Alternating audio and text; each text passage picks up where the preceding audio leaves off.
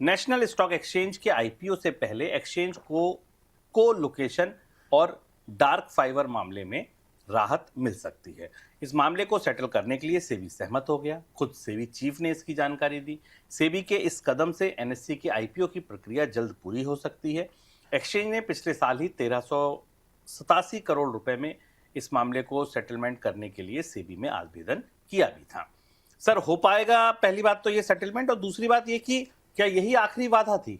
हो ही गया सेटलमेंट। इसको अब हमने कोलोकेशन डार्क फाइबर मैटर कहना शुरू कर दिया। वैसे कोलोकेशन स्कैम था, सबको पता है। और ये भारत के स्टॉक एक्सचेंज की एनएसई की साख के लिए की बड़ी चुनौती थी कि एक्सचेंज ने पास में कुछ ब्रोकर्स को स्पेशल कनेक्शंस दिए थे जहां से मार्केट को मैनिपुलेट किया गया था। लेकिन ये मामला सेटल हो गया। 1388 करोड़ रुपए की का भुगतान कर दिया है।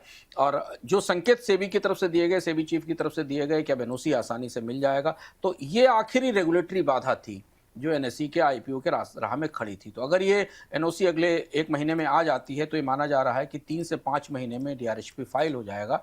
3 से 4 महीने सेबी को रिव्यू के लिए लगेंगे।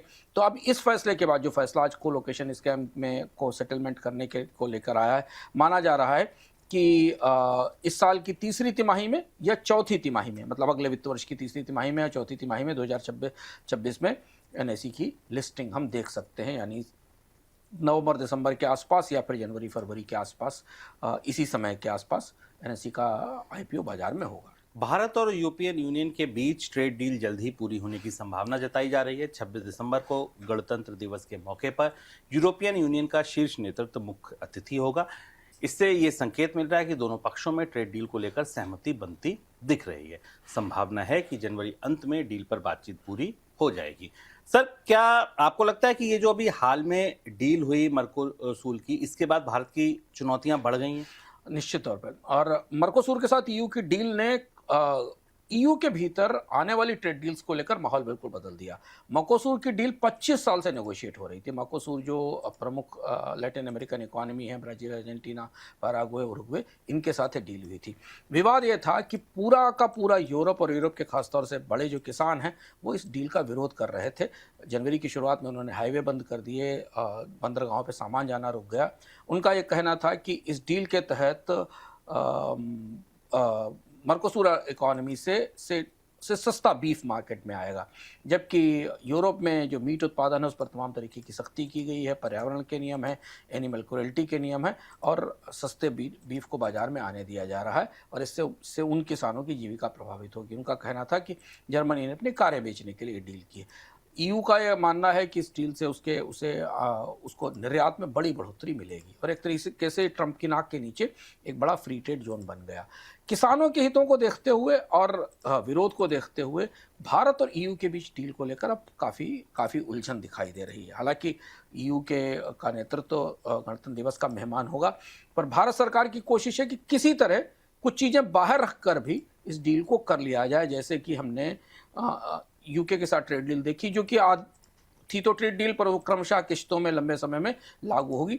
ऐसी ही कोशिश यहाँ चल रही है। लेकिन अब ट्रेड डील में जो सूत्र बता रहे हैं, जो हमारी जानकारी मिल रही है, जो ट्रेड डील में बाकी बैठे हुए वार्ताकार हैं, वो मर्कोसूर डील पर ईयू के साथ जो विरोध ईयू को झेलना पड़ा है, उसके बाद वो ईयू का रुख और सतर्क हो गया है इस डील को लेकर, ऐसा बता रहे हैं। तो आपको लगता है कि अब अगर ये दबाव है तो कुछ मुद्दे जरूरी हों वो भी बाहर रख के बस जैसे तैसे डील करने की कोशिश होगी? कृषि तो अब नहीं छुआ जाएगा। जो संकेत हमें मिल रहे हैं कि दोनों पक्ष जो कोर एग्रीकल्चरल इश्यूज हैं मार्केट एक्सेस के, उन्हें बाहर रखना चाहते हैं, क्योंकि यूके सरकारें अपने किसानों का विरोध मोल नहीं लेंगी एक डील से। वो वैसे ही परेशान हैं। तो डेयरी और शुगर को चीज़ को, हाई वैल्यू डेयरी को, इनको बाहर रखने की कोशिश की जाएगी डील में दोनों जगह। और जो ब्रॉडर एग्रीकल्चर रिलेटेड कंपोनेंट है डील का, उसे थोड़े समय के लिए बाहर छोड़ दिया जाएगा, क्योंकि दोनों देशों के लिए सेंसिटिव है, भारत के लिए भी सेंसिटिव है और ईयू के लिए भी सेंसिटिव है। इसके अलावा जो बचा हुआ हिस्सा है नॉन फार्म गुड्स का, यानी गैर एग्रीकल्चर उत्पादों का और सर्विसेज का, इसे शामिल करने की कोशिश की जाएगी, इस पर सहमति बनाने की कोशिश की जाएगी। यहाँ भी एक दुविधा है कि भारत को ईयू के सर्विसेज बाजार में कितनी हिस्सेदारी मिलेगी, भारतीयों को कितने वीज़ा मिल पाएंगे, कितना वो ईयू में जाके काम कर पाएंगे, इस पर एक सहमति बनना ज़रूरी है। टाइमलाइन मानी जा रही है कि अगर ये सारे मुद्दे किनारे खिसका दिए गए तो शायद 26-27 जनवरी के आसपास जब ईयू का प्रतिनिधिमंडल भारत आएगा तो एक शुरुआती मिनी काम चलाऊ डील पर, या आप कहें कि बुनियादी सहमति पर दस्तखत हो सकते हैं। भारत की दुविधा ये या भारत का असमंजस ये है कि वो किसी न किसी तरह से एक ट्रेड ब्लॉक के साथ बड़ी डील कर लेना चाहता है, क्योंकि अमेरिका के साथ डील का अभी कोई भविष्य, किसी तरीके का भविष्य स्पष्ट होता नहीं दिखाई दे रहा है।